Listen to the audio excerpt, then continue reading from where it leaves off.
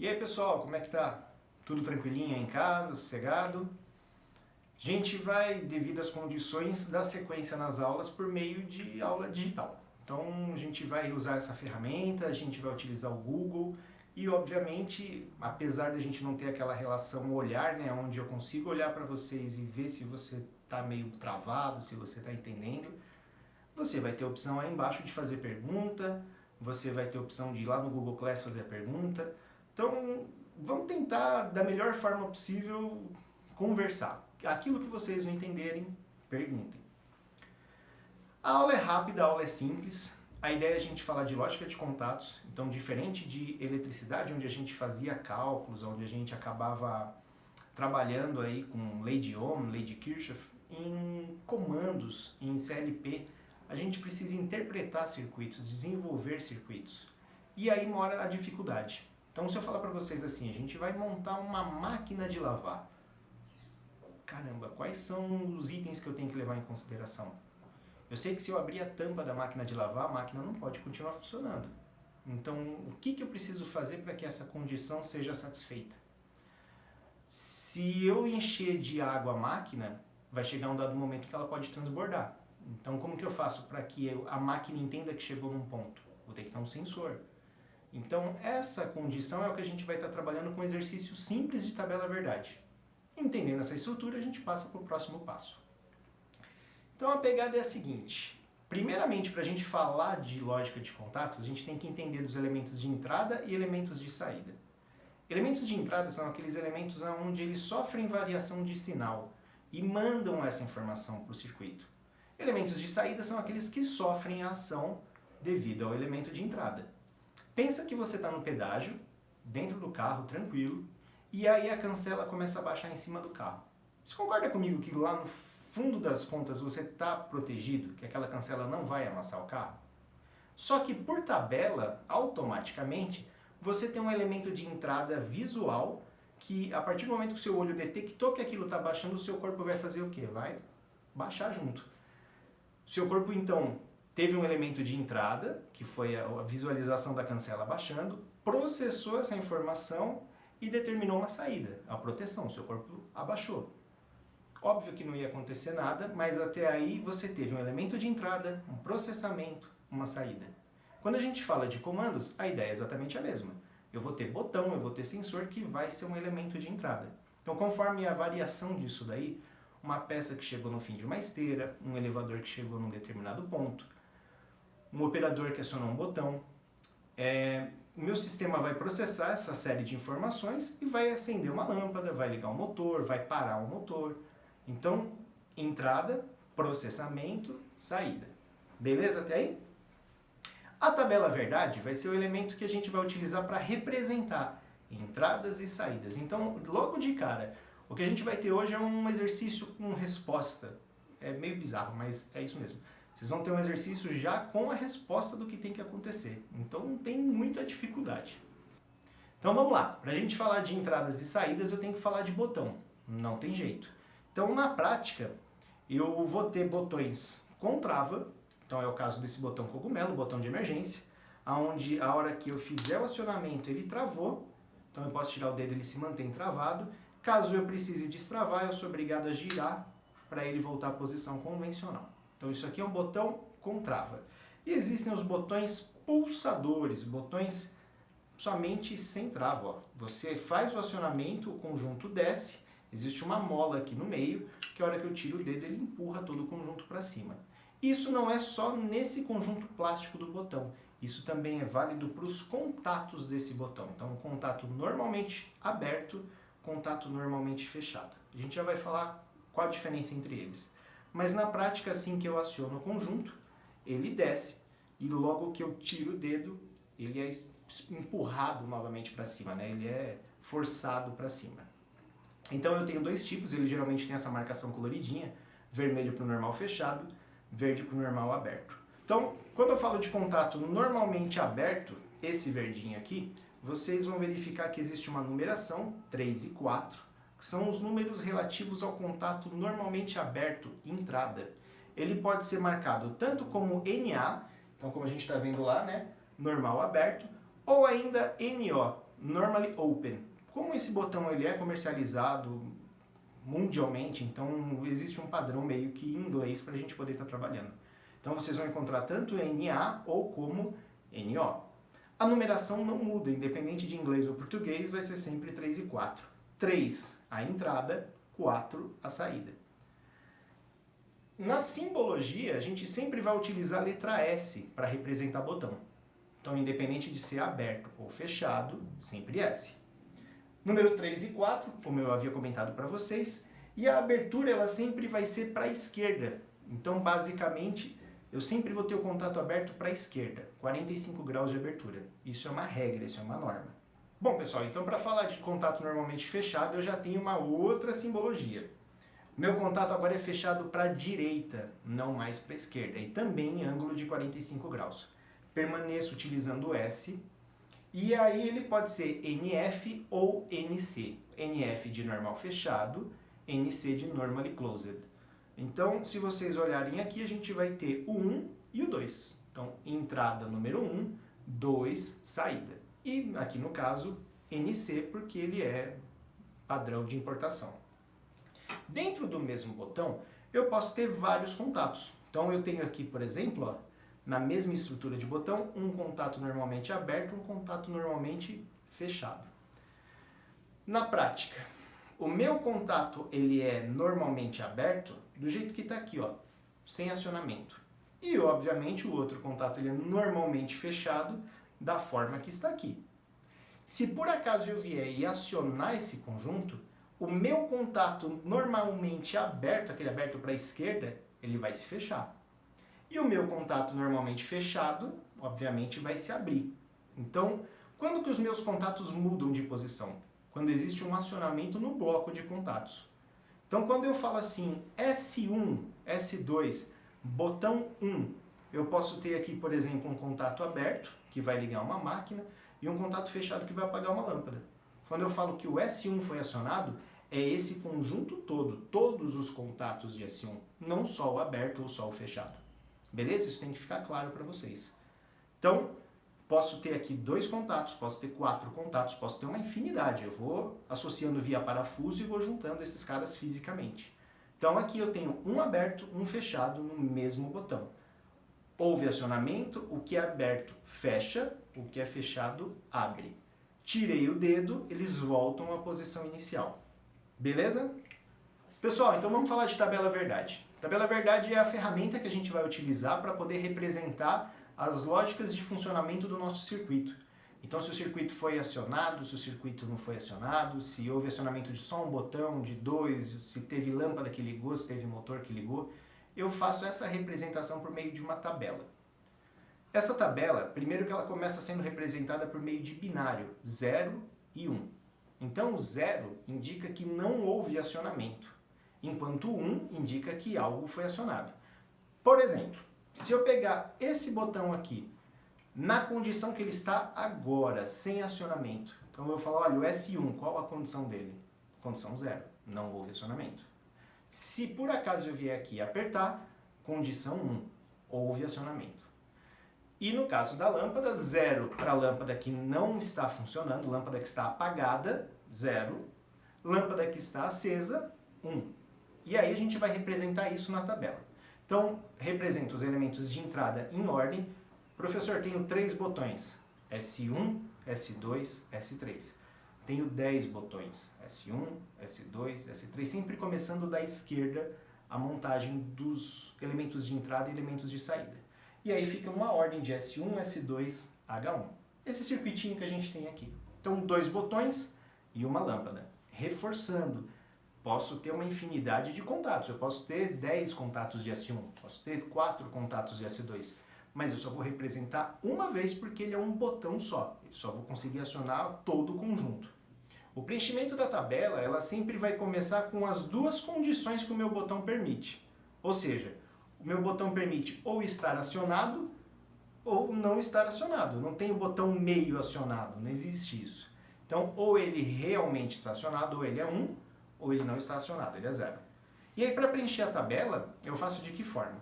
Eu vou deixar todas as minhas entradas e eu vou na última entrada que eu tenho. Como eu havia dado exemplo, se eu tiver de S1 a S10, eu vou começar com S10.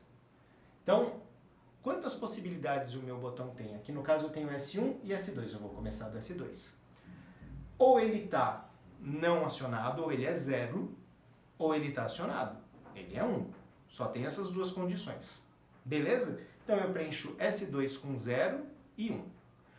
O próximo elemento, o S1, eu já vou colocar agora um preenchimento dobrando cada um desses caras. Como assim, professor? Eu não tenho uma vez só o número 0?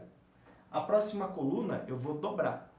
Se eu tinha um 0, agora eu vou ter quantos zeros? 2. Se eu tinha uma vez o número 1, agora eu vou ter dois números 1. Então aqui eu vou preencher 0, 0, 1, 1. Então, ó, 0, 0, 1, 1. Se eu tivesse mais uma coluna à esquerda, dobraria novamente. Então, eu tenho 2 zeros, eu passaria a ter quanto? 4 zeros e 4 uns. Se eu tivesse outra, 8 zeros, 8 uns. Eu vou nessa lógica sempre fazendo a multiplicação. Chegou na última entrada. Então, cheguei aqui, ó, S1. Agora eu volto à minha tabela só repetindo o que está em cima. Então, aqui no caso, eu coloquei 0, 0, 1, 1. Eu voltaria, então, aqui no caso, repetindo o que eu tenho. 0, 1, 0, 1. Então, se eu tivesse 3 colunas, 0, 1, 0, 0, 1, 1, 0, 0, 0, 0, 1, 1, 1, 1. E por aí vai. E voltaria fazendo o quê? Repetindo. 0, 0, 1, 1, 0, 1, 0, 1. Eu vou completando até a última linha. Então, reforçando. Você sempre vai ter ou 2 linhas, ou 4, como o caso aqui, ó, ou 8, ou 16. Isso é padrão. Então, pense que todos os contatos que você utilizar, você vai ter que ter um número relativo aí à multiplicação que você está fazendo. E aí a gente faz a análise do circuito. Então o nosso circuito está aqui, S1 é normalmente fechado, então a corrente ela vem, ela consegue passar por S1 sem problema nenhum. É um contato físico, colado. Já o S2 é um contato aberto, é um contato rompido, não existe passagem, não tem como conectar energia aí. Então do jeito que está, sem acionar o S1, que vai permanecer fechado, e sem acionar o S2, que vai permanecer aberto. A corrente ela não vai conseguir passar pelo S2. Então, consequentemente, a nossa lâmpada vai estar o quê? Apagada. Represento isso, então, com 0. Já, se eu fizer o acionamento de S2, o S2 vai fechar aqui, o S1 não sofreu variação, então a corrente vai continuar passando por S1 e agora o S2 fechou, porque ele foi acionado, ele é 1. Então, consequentemente, a corrente passa e liga a lâmpada H1. Então, vamos verificar aqui, ó. Contato virou opção 1. Na próxima opção agora, a gente vai fazer o quê? O acionamento do S1. S2 não vai ser acionado. Então a gente sabe que o S1 é normalmente fechado e o S2 normalmente aberto. Se eu acionei somente o S1 que é fechado vai abrir e o S2 que é aberto vai continuar aberto. Então a corrente já não vai passar nesse primeiro cara aqui e a lâmpada vai ficar apagada. Então aqui vai ficar 0. E a quarta opção eu aciono o S1 e aciono o S2. Os dois viraram 1. Então a corrente vai vir aqui, S1 foi acionado, ele é normalmente fechado. Se ele foi acionado, ele abriu. A corrente não passa por ele. S2 é normal aberto. Ele foi acionado, mas não tem problema, a corrente não está passando já aqui em cima pelo S1. Então essa lâmpada vai permanecer apagada. Então vamos lá. Na lógica E, basicamente é aquela lógica em série, onde eu tenho vários contatos ligados um atrás do outro. A corrente depende desses contatos para chegar. Pensa num caminho que só tem pensa num lugar que só tem um caminho para você ir. E no meio desse caminho você tem uma ponte. Essa ponte pode estar aberta ou estar fechada, em resumo. Você não vai conseguir passar se ela estiver aberta e você vai conseguir passar se ela estiver fechada. Isso daí tem que ficar gravado na cabeça de vocês. Então, quando a gente fala aqui de lógica E, eu tenho 2 contatos abertos para que a minha lâmpada funcione. Em resumo, quando a lâmpada vai funcionar? Quando eu acionar os 2 botões ao mesmo tempo. Ou, Se eu tiver 3 contatos, os 3 botões ao mesmo tempo. Aonde essa lógica existe? Pensa numa guilhotina, pensa numa prensa lá dentro da indústria, lá na empresa. É uma máquina muito perigosa, então a forma de garantir que o meu operador está com as 2 mãos ocupadas é fazer com que ele acione 2 botões ao mesmo tempo. Então esse cara vai operar 2 botões no mesmo instante. Caso um deles não funcione, nada funciona na minha máquina. Então tá aqui, ó, os 2 botões não foram acionados, é 0, a minha máquina não funciona. Somente o botão S2, o operador veio aqui, acionou somente um botão, não acionou o outro. Máquina não funciona. Acionou somente S1, 0. Então se ele apertar só o outro botão, a máquina também não funciona. Quando que ela vai funcionar? Quando ele apertar o S1 e o S2. Aí realmente vai ter funcionamento na minha máquina. A próxima lógica a gente vai estar trabalhando com paralelo. Então a lógica em paralelo, ela é o conceito de um elevador. Pensa que você tem 2 botões fazendo a mesma função. Eu estou dentro da cabine, estou lá no 10º andar, eu quero ir para o térreo. Então você tem um botão térreo que você vai apertar e ele vai te mandar para aquele lugar. E agora pensa que você chegou da rua, lá no térreo, e quer chamar o elevador para ir para sua casa, para o seu andar. Então lá no térreo, fisicamente, você vai apertar um botão do lado de fora da cabine que vai fazer essa função, vai levar ele para o térreo. Então, em resumo, tanto quem está dentro da cabine quanto quem está fora, cada um tem um botão que leva para o mesmo lugar, que faz a mesma função. Ou ainda, dentro do carro, o passageiro tem o vidro dele ali, tem o botão para abrir o vidro dele. E o motorista também consegue controlar o vidro do passageiro. Então, esse vidro está sofrendo ação dos dois, tanto do motorista quanto do passageiro. 2 botões fazendo a mesma função. Essa lógica é a lógica em paralelo. Eu posso ter vários contatos ligando uma mesma carga. Então, basicamente, meu circuito funciona ou com S1, ou com S2, ou com os 2. Tanto faz. Então, aqui no caso, o S1 e o S2 não foram acionados, são 2 contatos abertos, minha lâmpada está apagada. Se eu acionar somente o S2, o contato aqui em cima fecha, corrente passa e liga a lâmpada H1. Vai funcionar. Se eu acionar somente o S1, a corrente passa pelo S1 e liga H1. Também vai funcionar. Perfeito. E se eu acionar S1 e S2, esses 2 contatos se fecham e liga a lâmpada H1. Então, na lógica ou um, ou o outro, ou os 2. A próxima lógica a gente já vai falar de contato normalmente fechado. Bom, vamos lá então. A ideia é a seguinte, quando a gente fala de contato normalmente fechado, eu tenho a intenção de representar, por exemplo, um botão stop, um botão emergência, um sensor de abertura de porta de uma máquina. Então pensa que você está trabalhando numa fresa e simplesmente o operador foi lá e abriu a porta dessa fresa. Está sofrendo perigo, a máquina pode simplesmente cuspir a peça que está sendo trabalhada ou, sei lá, gerar algum problema. Então, para evitar que isso aconteça, se por acaso o operador acionar a porta, ele fizer a abertura da porta, a máquina para de funcionar. Se ele acionar uma emergência, houve algum problema, então ele foi e apertou a emergência, para de funcionar. Então a ideia de um contato fechado em série ao circuito é fazer com que, caso esse contato seja acionado, ele abra e rompa o funcionamento de passagem de corrente. Consequentemente, tudo para. Então aqui no caso, a gente tem um S1 normalmente fechado e uma lâmpada H1. Então aqui é uma lógica um tanto quanto inversa, né? Enquanto ele está 0, enquanto ele não foi acionado, a minha lâmpada funciona. A partir do momento que ele foi acionado, a minha lâmpada para de funcionar. Então a ideia de um contato de parada. Então pessoal, a gente, para finalizar, vai estar falando de lógica ou exclusivo.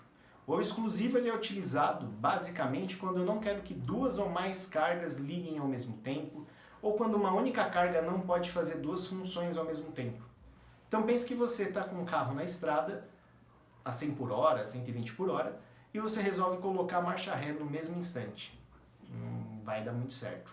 Pensa lá na máquina, pensa num torno, girando em alta rotação em um sentido, e você vai e manda ele girar em outro ao mesmo tempo. Também não vai dar certo.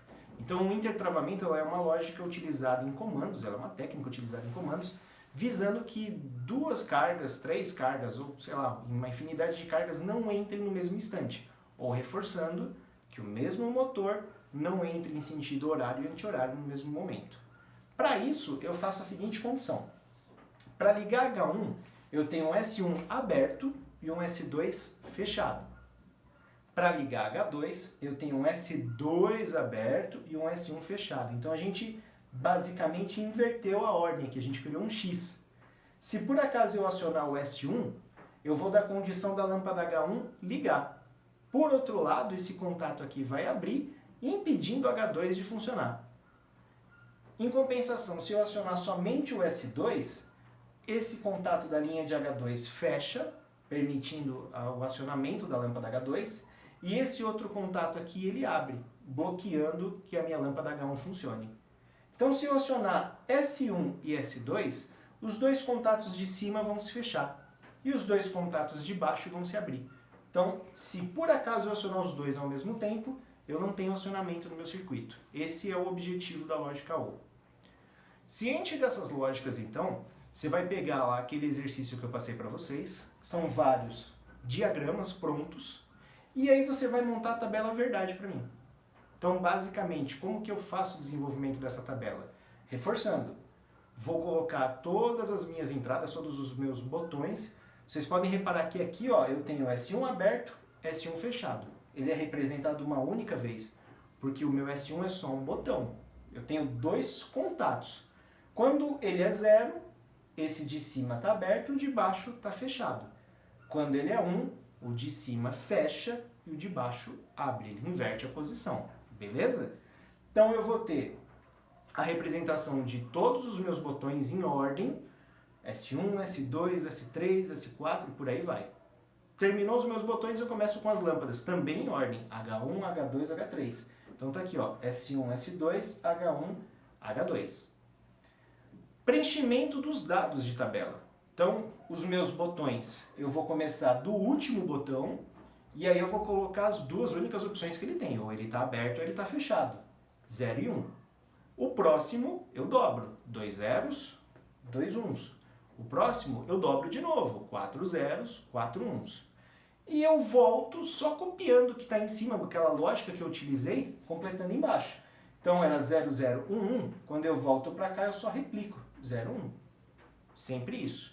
E aí eu vou fazer a análise. Se S1 e S2 não forem acionados, o que vai acontecer? Bom, corrente vem por aqui, esse S1 está aberto. Passa energia? Não passa. Corrente veio por aqui, chegou no S2. S2 também não foi acionado. Vai passar energia por esse contato aberto? Também não.